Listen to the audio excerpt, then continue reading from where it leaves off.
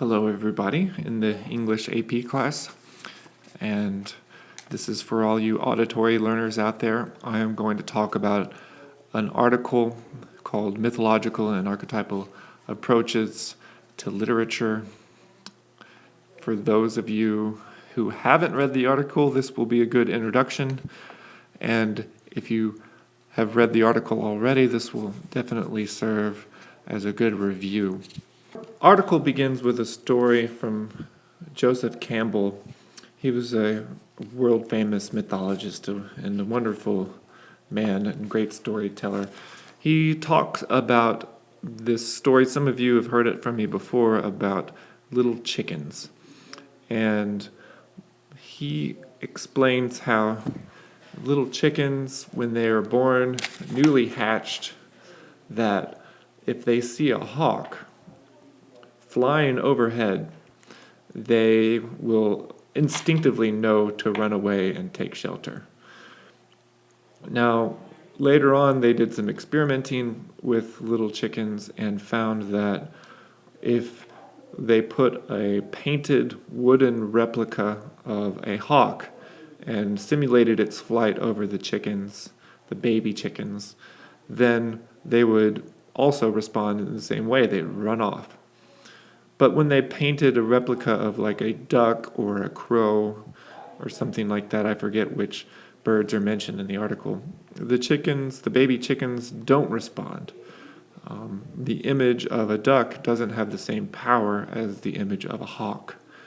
And this is the interesting point that Campbell wants to make, that certain images, the man-made creation of images, have a power to evoke something very deep within. I just had to stop for a minute. Lorenzo came in and came early to class, so eager, but I had to kick him out because I didn't want to be too self-conscious. So back to the idea that Campbell is presenting here is that the power of the image or of the symbol causes people to have an instinctual reaction, something that is, in a sense, primal. And how does that apply to literature? Well, literature contains a wealth of symbols and images. And according to the mythological and archetypal critic, it is by looking at these powerful symbols and images, examining how they affect our instincts, our deep ancestral instincts carried over through DNA evolution, that literature somehow taps into these, and that when we read a great work of literature, we begin to resonate. We feel the energy coming through the tapestry of these well-woven images.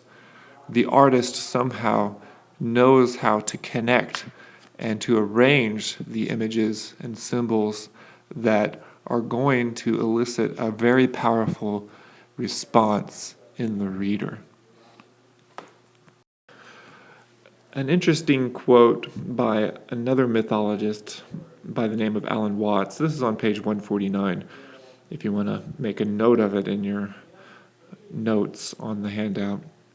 He says that myth is to be defined as a complex of stories, some no doubt fact and some fantasy, which for various reasons human beings regard as demonstrations of the inner meaning of the universe and of human life.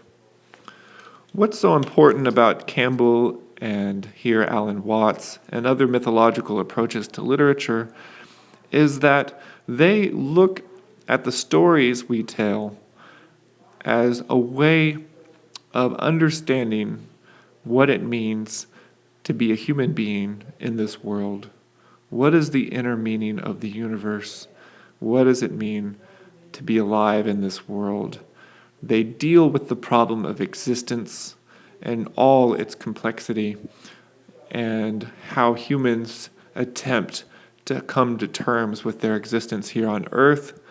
And in asking such questions, we tap into something that's universal and something that transcends time, uniting the past with the present and aspiring towards some sort of future of more consciousness, more awareness of what it means to be alive in the world.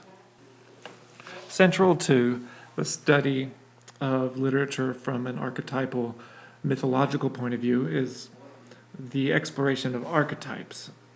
What is an archetype? In a sense, an archetype is a universal symbol. Similar themes and motifs can be found in many different mythologies and images that occur all around the world in a variety of different cultures. So, at its basic definition, an archetype is a universal symbol, and they tend, as it says in the article, to elicit comparable psychological responses and to serve similar cultural functions. Those are the words of Guerin in the article. Philip Wheelwright is a mythological critic, and here's an important quote from him. He says, an archetype are symbols that, quote, carry the same or very similar meanings for a large portion, if not all, of mankind. It is a discoverable fact that certain symbols, such as the Sky Father and Earth Mother, light, blood, up, down, the axis of a wheel, and others, recur again and again in cultures so remote from one another in space and time that there is no likelihood of any historical influence and causal connection among them. End quote. This is a pretty significant claim to make. He's saying that symbols occur in different parts of the world with no causal connection. So there could be a symbol in China, for example, that comes up the same way in Native American cultures. And indeed, an anthropologist can find such examples. This begs the question, where do these symbols come from? If they haven't been passed around amongst cultures that are separated by large distances, then where do these symbols reside? What generates them? And this is when Carl Jung comes into play, the famous psychologist, psychoanalysis, who broke from Freud, Freud's favorite disciple, but branched out and expanded on Freud's ideas, in particularly the idea of the collective unconscious. It is in the collective unconscious where we can find the archetypes, the universal symbols. The article does an okay job of sort of traversing through a number of different archetypal images. It's worth reading through. However, I believe the article could do a little bit better job explaining symbolism behind certain archetypes. But certainly there's some good information provided, such as water symbolizing the mystery of creation. It can also symbolize birth, death, resurrection, purification, redemption, fertility, and growth. The sea could represent the mother of all life. The timeless, eternal qualities of the sea could also represent the collective unconscious. Rivers, of course, always significant. The sun, and for that matter, the earth, are very archetypal and symbolize similar aspects. The sun seems to be a recurring symbol for creative energy, also a symbol for consciousness, thinking. The article uses the term spiritual vision.